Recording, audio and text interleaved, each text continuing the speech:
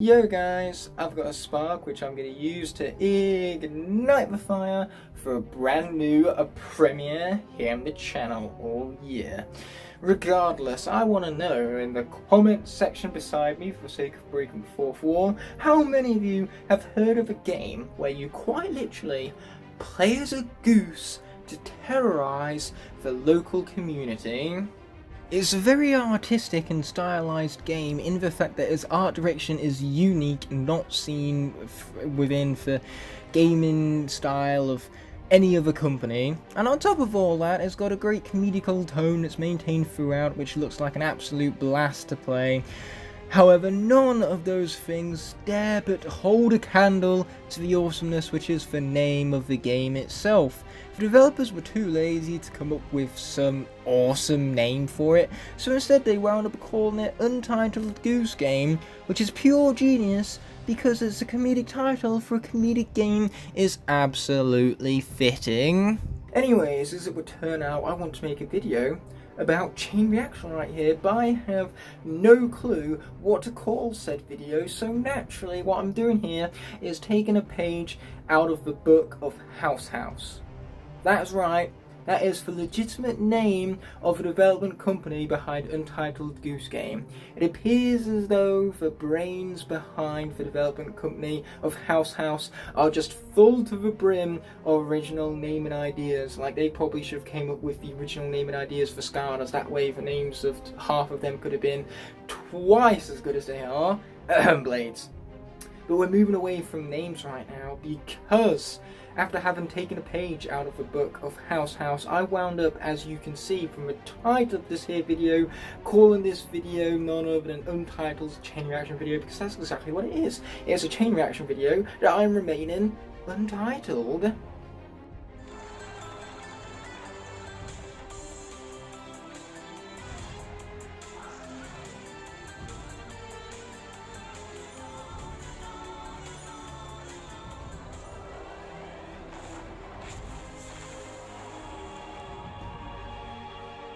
Chain Reaction easily has the greatest design of any Skylander, though the only thing relating back to his name is the chains.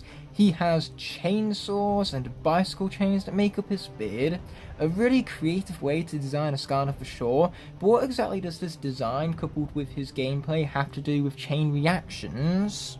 A chain reaction is defined as a chemical process in which the products themselves promote the reaction. In other words, one reaction happens and then that causes another chemical reaction which causes another, and so on and so forth.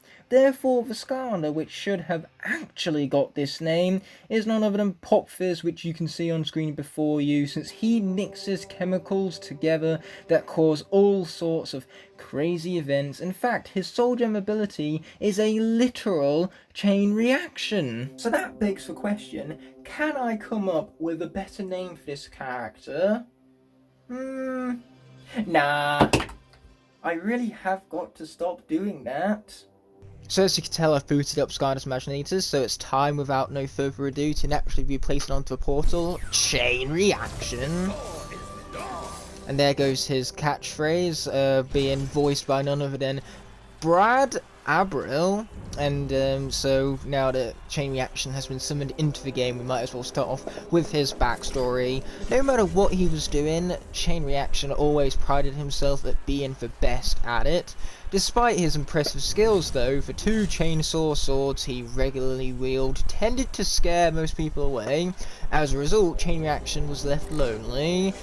But that all changed the day he witnessed a group of young dwarves getting picked on by an evil gang of ninja rats. The dwarves looked at Chain Reaction as their hero and followed him wherever he went. While Chain Reaction appreciated the company, he knew that he could not protect them forever, so he decided to teach them all he knew in hopes that they could one day defend themselves. Sometime later, Master Yon heard rumours about dwarves from a small village who had successfully defended themselves against a large army of ninja rats thanks to the teachings of a great master. He knew at once that he needed to find Chain Reaction and make him a sensei. Man, considering that Skylanders is supposed to be an infinite sea of clouds, word certainly does get around quite often now, doesn't it?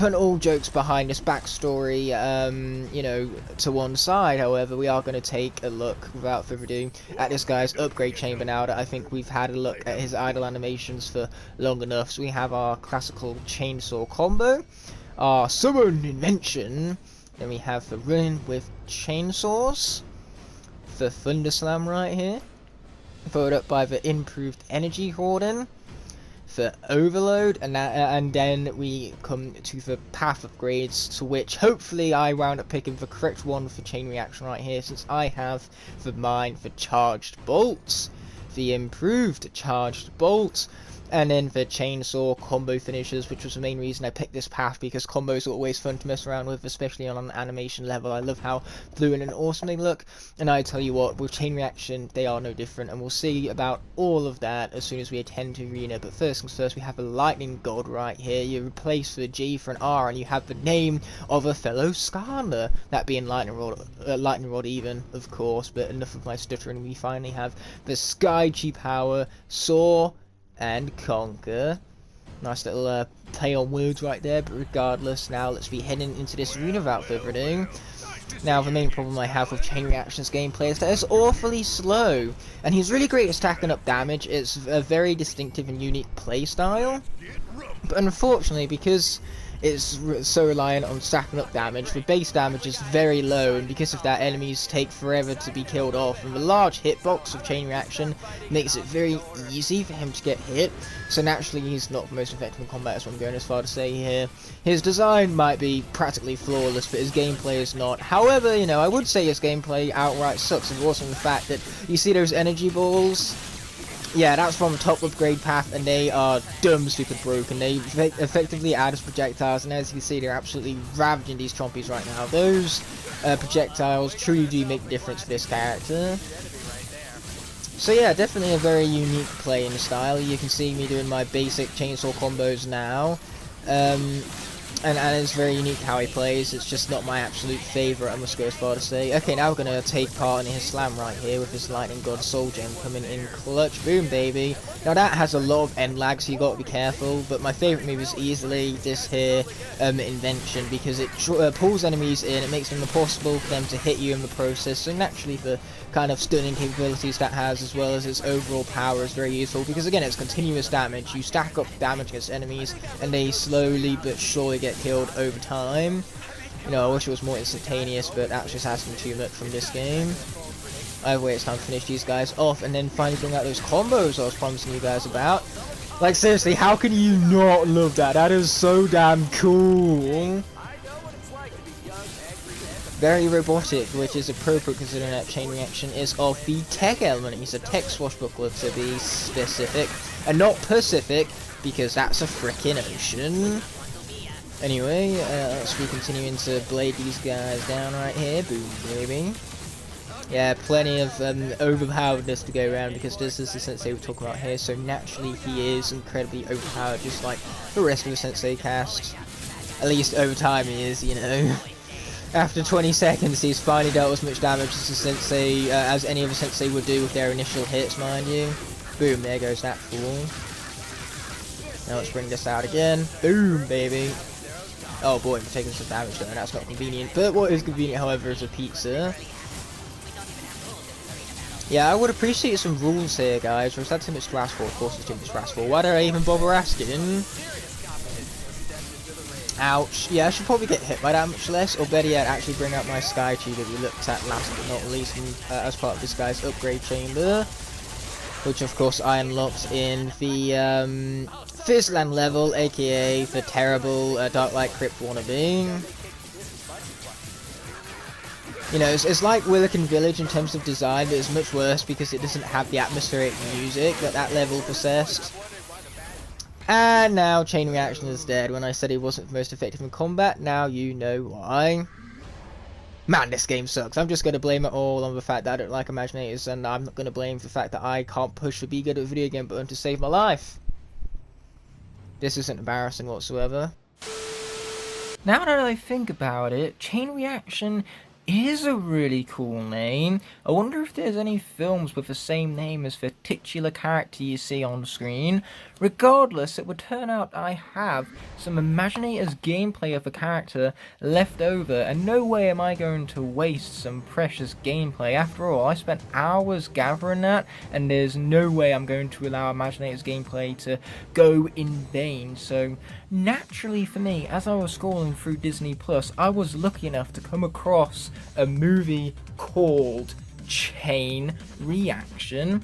So naturally, using the leftover gameplay from Chain Reaction I have from Imaginators, I'm going to, as that gameplay unfolds before you, review this very film at hand. So without further ado, let's get to it. Before we review the movie, I noticed something about Chain Reaction's moveset. To finally live up to his name, upon the top half, I've realised that whenever you create those little sparks, they are kind of like expanded upon whenever they hit something, so naturally them being hit by something causes them to move along and hit another thing. So it's kind of like one thing happens and then that causes another thing within that thing to occur, which is basically going back to the dictionary definition of chain reaction. So finally this sensei is living up to his name, but now with all of that science put behind us, let's finally review Chain Reaction, a movie starring Morgan Freeman and Keanu Reeves, which you would think would automatically make it awesome. You'd be wrong, because yes, whilst Keanu Reeves has his signature charm in this film, unfortunately the characters are bland, one-dimensional, and because you don't care about them, you don't care about the conflict taking place even, and that's where all of the tension is lost. And not to mention, there is no atmosphere in this film. Any scenes that could have caused tension don't, purely because music is so generic and unmemorable. I can't remember a single piece of music from this film. And so naturally a combination of the music not being able to elevate your suspicion, your excitement or your emotion, and a lack of layered, compelling characters is ultimately what makes this film such a bore fest to sit through, because man, it is awfully paced with a story that's structured horrifically. Like, seriously, scenes are cooked together horribly. There's some really nasty editing here, especially when it comes to the colour correction, because all of the colours here are warmed up, so the reds and the blues are, well, more emphasised. In fact, that's a total lie, because the reds are more warm and the blues are more cooler. But case in point right here, the colour temperature is all over the place, and it does make the film look not as great as it could. It does have some fancy pull focuses here and there, so the cinematography at moments can be fine, but it's just for colour correction in general, it's not the finest I've ever seen, and neither are the visual effects. Some of them look really unfinished, because we had effects like this coming out of that time period in which the film was made that were much better, because this is a 1998 film, I believe, and so naturally there are several films which came out years prior with far superior visual effects. Jurassic Park and Star Wars come into mind, so they have no excuse really. And ultimately there's just a lack of interesting things taking place on screen. Like, the first chase sequence was pretty fun, but after that, because the chase sequences were all executed in the same manner, going back to this lazy repetitive structure that I alluded to earlier, it's ultimately what makes all of those preceding chase sequences just feel so dull. And it doesn't help that the film is incredibly unstylized as well. It just feels like the same sloppy, generic espionage film that we've seen done time and time again. So naturally the lack of style again hinders into the film's lack of distinctive ability and just makes it mesh in with other espionage type films, and that creates an element of unmemorability. And so naturally, I really did not enjoy this film. I found myself distracted far too easily, which doesn't happen frequently with films. I was constantly checking how much time was left on the time bar, you know, I was checking my phone also, and naturally that's because there was just a huge lack of interest and stuff taken on the screen. Like, they definitely have an interesting concept for a plot line, but unfortunately, due to just how repetitive scenes get, it almost feels like some scenes are repeated at moments. You get a sense of deja vu just because they're so dull and repetitive that ultimately, you know, it feels like that. and that just again adds to a terrible pace, and it's just everything loops back to how terribly paced this film is, and how dull it is, and how lack in style it is. And it would help if the characters were well written, but unfortunately twists, they just kind of come out of nowhere. There's no build up to them, no foreshadowing, and normally the shock value would make it memorable because you don't see it coming, but ultimately it's executed with such poor execution. Like, there's monologue exposition type dumps, and on top of that the twist has come out of nowhere, so because of that, because it takes you off your heels really, you aren't given the time to react to it. You know, it's not well timed, and it's not well inserted into the plot line because it's not at a time where much dramatic irony can be built up, you know, so there's a lack of tension from that. And then on top of all that, it's just, oh man, it's unmemorable. Yeah, you know, I keep going to this term, but that's a perfect term to describe this entire movie for me. And I hate the fact that there's twists in this that can't raise dramatic irony because they're too late into the plot line to give us, you know, answers before the characters do. There's only really one scene where dramatic irony is used to effect, and on top of that, you know, it doesn't make anything memorable because you aren't given the time to ultimately react to what's going on. You aren't given the time to be shocked because the film is too busy trying to move on because it's short, it doesn't take its time, it doesn't pace itself out, which goes back to its sloppy execution really. You can tell that this review ain't a script, but case in point here, I unfortunately did not enjoy this movie, and it's a shame for its concept really, because it looks at energy generation and how resources are running short on the planet Earth, so naturally if they're trying to create a source of clean energy in order to prevent war and all that, but a terrorist group, you know, have other plans or something like that. I don't know, it's hard to tell the motivation of these characters because again they aren't fleshed out. We're too busy focusing on the repetitive chase sequences rather than fleshing out characters and making us compelled by them, and it's a shame really because you can't feel the tension within those chase sequences without that fleshing out of the characters. So naturally Chain Reaction is a film that I'm going to be giving a 4 out of 10.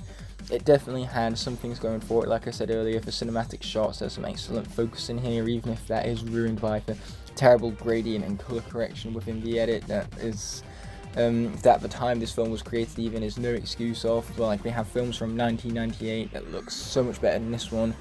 And sure, Keanu Reeves and Morgan Freeman certainly are their charming selves as actors, but unfortunately the characters they're playing are one-layered and awfully written, like the rest of the plot line that has some awful structure into it that does not allow for dramatic irony, tension, or emotion in any way whatsoever, because it's too busy trying to move at 1 million miles per hour, creating chase sequences that it thinks can be tensionate, but it forgets that the characters aren't fleshed out enough for us to care about what happens to them, therefore removing all that tension. And it doesn't help that the entire thing is very lackluster in style. It's generic and unmemorable, especially for music, which is a constant reminder of all that, since it's the same lazy schlop that we've seen before from this genre. So the repetitive nature makes everything slow paced, and so naturally, in conclusion, that's where the 4 out of 10 comes from. I still think that this guy is absolutely glorious. Anyway, I'm going to be concluding this here premiere with some final few announcements. So today is a huge day for the channel because there's several things going live. Of course, first of all, we have this premiere, which is going to be finishing up at around 11 o'clock, leaving room for a new series to start up at 1 o'clock, so that's right, the premiere of that series will be going live in a few hours from now at 1 o'clock today. And speaking of stuff that's happening today, also at 3 o'clock today is going to be a surprise live stream for all of you to enjoy. I know I'm definitely pumped up for it because the live streams are really exciting and a great way for me to get to know each and every one of you, which I thoroughly enjoy, being able to interact with you guys and just, as I said earlier, learn a little bit more about each and every one of you. It's what makes our interactions all the more grander. But regardless of all that, those were the final few announcements I wanted to conclude this premiere with. So just as a final recap, this premiere will of course have finished around 11 o'clock. Then at 1 o'clock I have the new series starting up, and then at 3 o'clock I have a live stream starting. So yes, I will see you guys in a few hours for those videos, and until those moments arise, peace.